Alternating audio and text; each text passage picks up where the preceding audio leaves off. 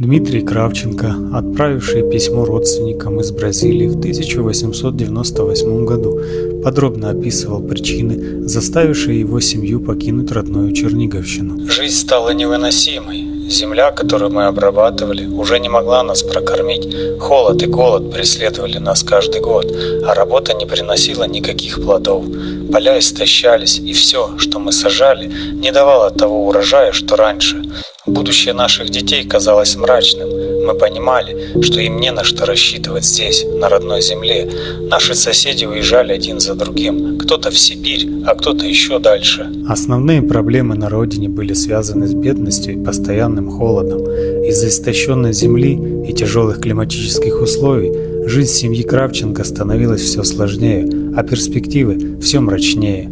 Слухи о том, что в далекой Бразилии можно получить землю и начать новую жизнь, вселили в семью надежду. Мы услышали от соседа, что в Бразилии есть земля и что там можно жить лучше. Сначала мы не верили, как можно было оставить все позади и отправиться на другой край света. Но каждый день, который мы проводили в борьбе за выживание, убеждал нас, что оставаться – это верная погибель. Мы долго сомневались, но понимали, что здесь у нас нет будущего. Оставалось только принять самое трудное решение. Решение о переезде далось семье Кравченко непросто. Уезжая, они оставляли за собой не только дом и хозяйство, но и всю жизнь, которую знали с рождения.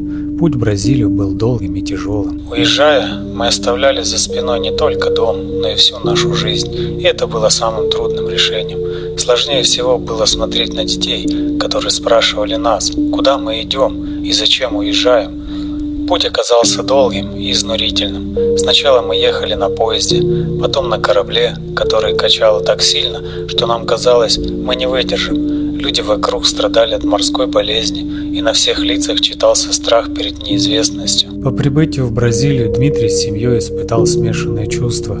Они были рады, что избежали голода и холода на родине, но новые условия жизни оказались не менее сложными. Когда мы наконец ступили на бразильскую землю, казалось, что мы попали в другой мир. Тепло и зелень окружали нас, но это был чужой мир. Языка мы не знали, а местные люди смотрели на нас с любопытством и недоверием. Мы не сразу смогли найти работу, хотя земля действительно была доступна для тех, кто готов был ее обрабатывать.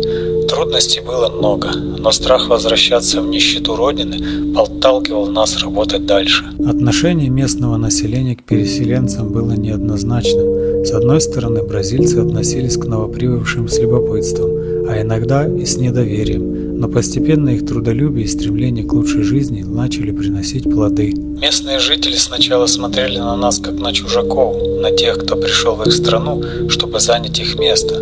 Но они видели, как мы трудимся, и со временем начали относиться к нам с уважением. Они помогали советами, показывали, как обрабатывать землю в этих краях. Со временем наши соседи стали настоящими друзьями, хотя путь к этому был долгим. Адаптация в Бразилии шла медленно, но со временем семья Кравченко начала чувствовать себя увереннее. Они строили новую жизнь с нуля, опираясь на свои силы и помощь местных жителей. Первое время было трудно. Мы чувствовали себя потерянными и чужими в этой новой стране. Но с каждым днем становилось легче. Мы освоились с местными обычаями, выучили несколько слов на португальском, и это позволило нам лучше понимать друг друга. Я нашел работу на плантациях, а Анна помогала местным женщинам по хозяйству. Постепенно жизнь стала налаживаться, и мы начали верить, что сделали правильный выбор.